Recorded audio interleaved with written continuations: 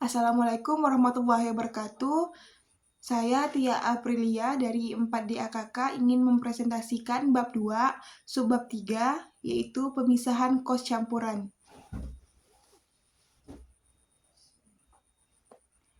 Pemisahan kos campuran.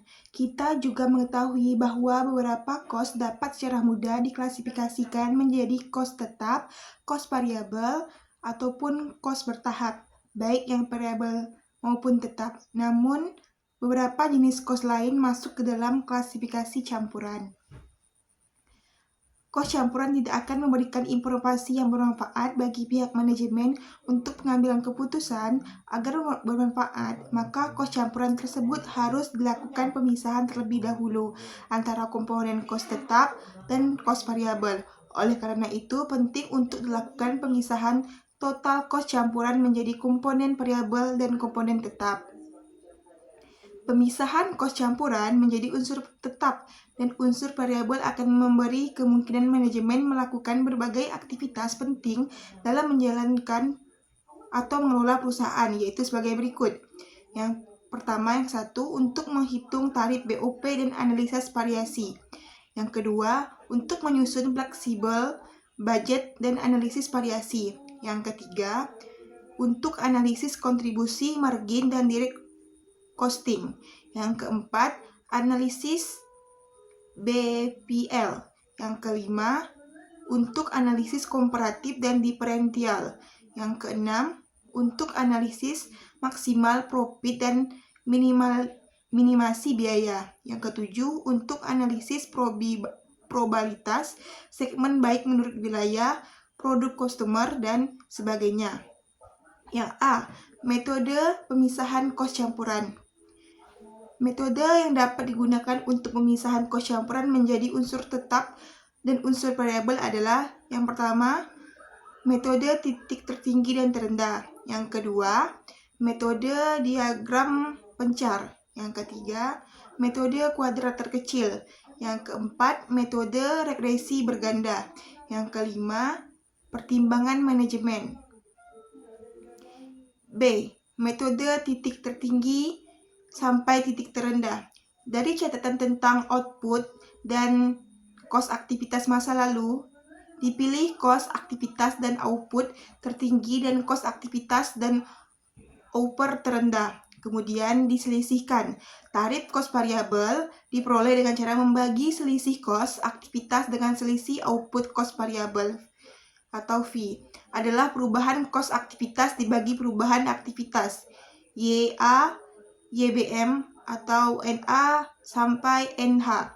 Sedangkan kos tetap diperoleh dengan mengurangkan kos variabel dari total kos PA sampai PQA atau YB sampai VXB. Kita lihat pada gambar data volume aktivitas dan total kos aktivitas pada peti kemas pada tabel 2.2.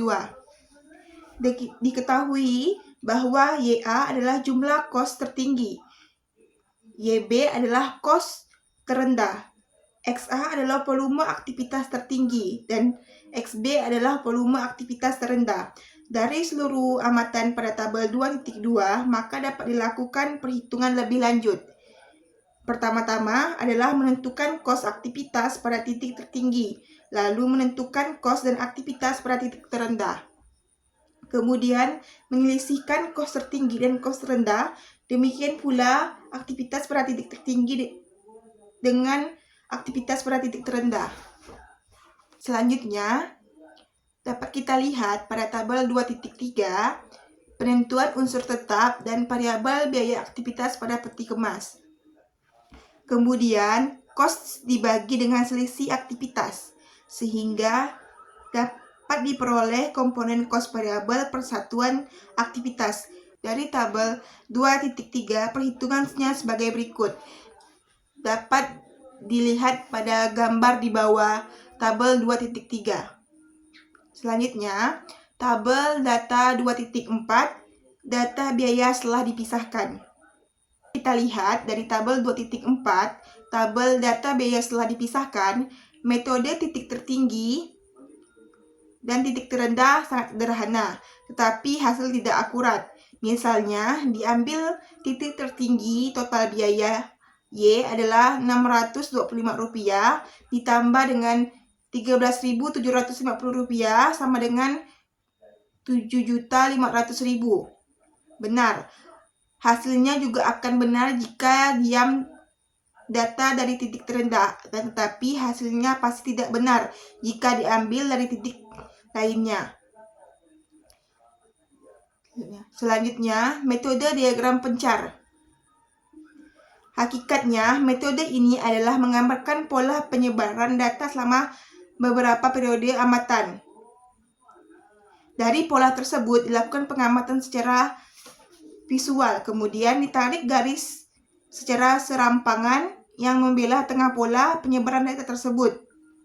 Dapat kita lihat dengan metode kuadrat terkecil atau least square pada tabel 2.5.